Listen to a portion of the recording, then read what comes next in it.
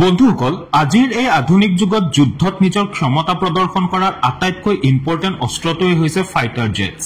ই কেৱল এটা অস্ত্ৰই নহয় বৰঞ্চ শত্ৰুৰ মনোবল ভাঙিব পৰা আৰু তেওঁলোকৰ মনত ভয় ভাৱ সৃষ্টি কৰাৰ এটা ডাঙৰ মাধ্যম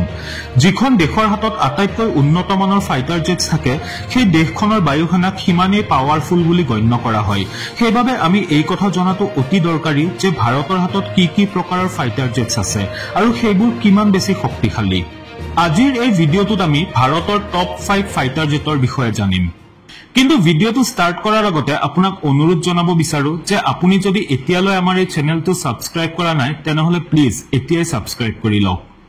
তেনেহলে বন্ধুসকল মই আকাশদীপ চৌধুৰী আপোনালোক আটাইকে আজিৰ এই নতুন খণ্ডটোলৈ স্বাগতম জনাইছো নম্বৰ 5 দাসল্ট মিৰাজ 2000 এইখন এখন French multi role single seater single engine 4th generation fighter jet ইয়াক স্পেশালি দাসল্ট এভিয়েশন কোম্পানীৰ দ্বাৰা ডেভেলপ কৰা হৈছে এই এয়াৰক্ৰাফ্টখন স্পেশালি শত্ৰুৰ চিন মুকাম নাইকিয়া কৰি পেলোৱাৰ বাবে বনোৱা হৈছে যি সম্পূৰ্ণৰূপে লোডেড হোৱাৰ পাছত 30mm ৰকেটৰ লগতে বিভিন্ন প্ৰকাৰৰ মিসাইল আৰু লেজাৰ গাইডেড ডোমেৰে সজ্জিত হৈ থাকে মিৰাজ 2000 ৰ ম্যাক্সিমাম স্পীড হৈছে 2336 km/h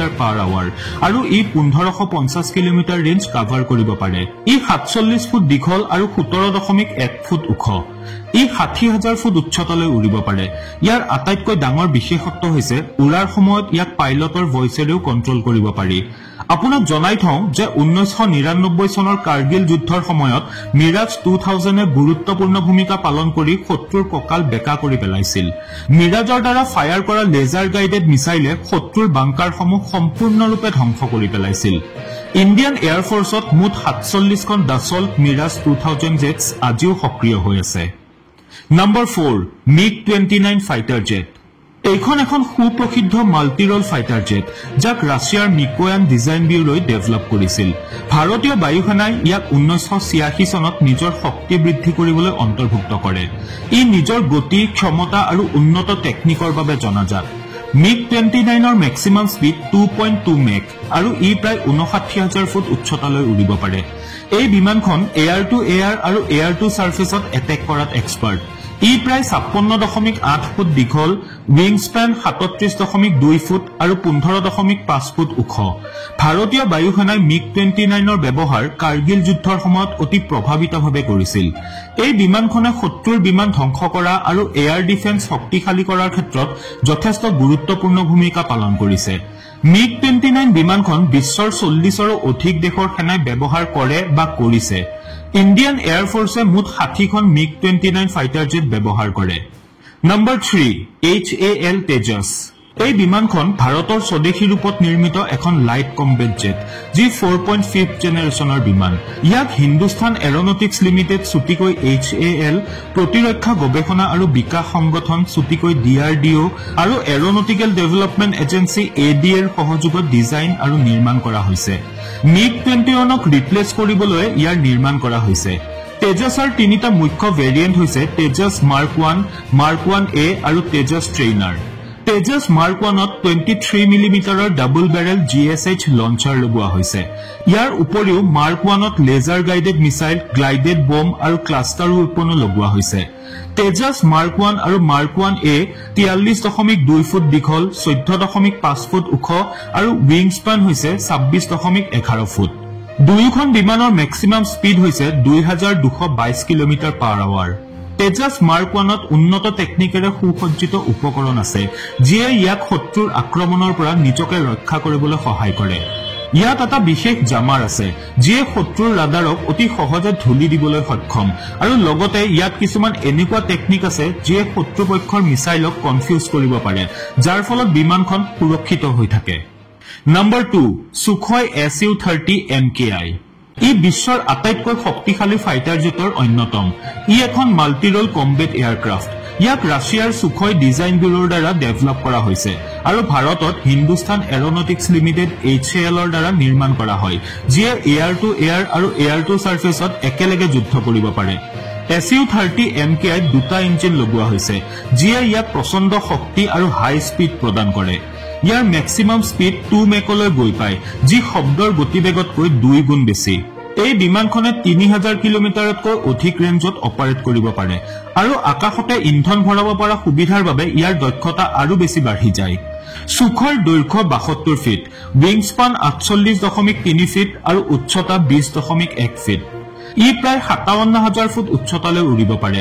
ইয়াত 30 মিলিমিটাৰৰ অটো কেনেল লগোৱা হৈছে যিয়ে 1 মিনিটত 150 ৰাউণ্ড ফায়াৰিং কৰিব পাৰে অৰ্থাৎ শত্ৰুৰ বিমান ড্ৰোন হেলিকপ্টাৰ আদি ইয়াৰ পৰা হাৰি যাব নোৱাৰে এই বিমানখন ভাৰতীয় বায়ুসেনাৰ মেৰুদণ্ড বুলি ক'লেও ভুল কোৱা নহব এই বিমানখনত অত্যাধুনিক এভিয়নিক্স আৰু ৰাডাৰ সিস্টেম আছে যিয়ে ইয়াক শত্ৰুৰ বিমান আৰু মিসাইল ডিটেক্ট কৰি ধ্বংস কৰাত সহায় কৰে ইয়াত ব্ৰাহ্মছ আৰু অস্ত্ৰৰ দৰে শক্তিশালী মিসাইল লগোৱাৰো ব্যৱস্থা আছে বন্ধুসকল আপোনালোকক জনাই থওঁ যে ভৱিষ্যতে ইয়াক আৰু আপগ্ৰেড কৰি সুপাৰ সুখয় নিৰ্মাণ কৰা হ'ব বৰ্তমান সময়ত ভাৰতৰ হাতত 259খন সক্ৰিয় সুখয় SU-30 আছে আৰু নম্বৰ 1ত আছে ডাছল্ট ৰাফেল ই ফ্ৰান্সৰ দ্বাৰা নিৰ্মিত এখন বহুদেশীয় ফাইটাৰ জেট আৰু ইয়াক ডাছল্ট এভিয়েশ্যনে নিৰ্মাণ কৰিছে ই এখন এনেকুৱা ফাইটাৰ জেট যি বিশ্বজুৰি ইয়াৰ শক্তি টেকনিক আৰু পাৰফৰমেন্সৰ বাবে জনাজাত ই 4.5 জেনাৰেশ্যনৰ এখন মাল্টি ৰোল ফাইটাৰ জেট ইয়াৰ দৈৰ্ঘ্য 50.1 ফুট উইংস্পান 35.9 ফুট আৰু উচ্চতা 17.6 ফুট ইয়াৰ মেক্সিমাম স্পীড হৈছে 1912 kilometre per hour combat range 1850 kilometre আৰু ইয়াৰ অপাৰেশনেল ৰেঞ্জ হৈছে 3700 কিলোমিটাৰ ই মেক্সিমাম 52000 ফুট উচ্চতালৈ উৰিব পাৰে ৰাফেলৰ মুখ্য কাম হৈছে এয়াৰ টু এয়াৰ আৰু এয়াৰ টু সাৰফেসত এটেক কৰা ই বিভিন্ন ধৰণৰ মিছন সাকসেসফুলি কমপ্লিট কৰিব পাৰে যেনে air defence air strike mission nuclear attack আৰু secret mission advance avionics multi range missile আৰু শক্তিশালী স্কাল্প মিসাইল হৈছে ইয়াৰ মেইন টেকনিক্যাল এডভান্টেজ যিয়ে ইয়াক যিকোনো প্ৰত্যাহ্বানৰ সন্মুখীন হ'বলৈ সক্ষম কৰি তোলে আৰু বহুত দূৰৰ পৰাই শত্ৰুৰ ঘাটিসমূহত ঘাতক আক্ৰমণ কৰিব পাৰে বৰ্তমান সময়ত ভাৰতৰ হাতত ফ্ৰান্সৰ পৰা ক্ৰয় কৰা মুঠ 36খন ৰাফেল বিমান আছে ভাৰতে ৰাফেলক নিজৰ সেনাবাহিনীত অন্তৰ্ভুক্ত কৰাৰ উদ্দেশ্য না কেৱল নিজৰ এয়াৰ ডিফেন্স মজবুত কৰা বৰঞ্চ শত্ৰুপক্ষৰ ওপৰত প্ৰবল চাপ সৃষ্টি কৰাৰ বাবেও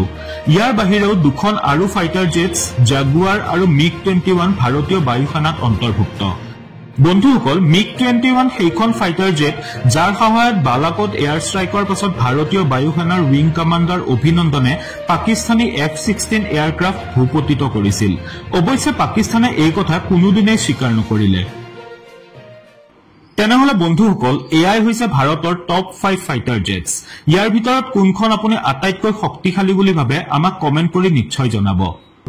ভিডিওটো ভাল লাগিলে শেয়াৰ কৰিবলৈ নাপাহৰিব পুনৰ লগ পাম মোৰ আন এটি নতুন খণ্ডত আজিলৈ আহিছো ধন্যবাদ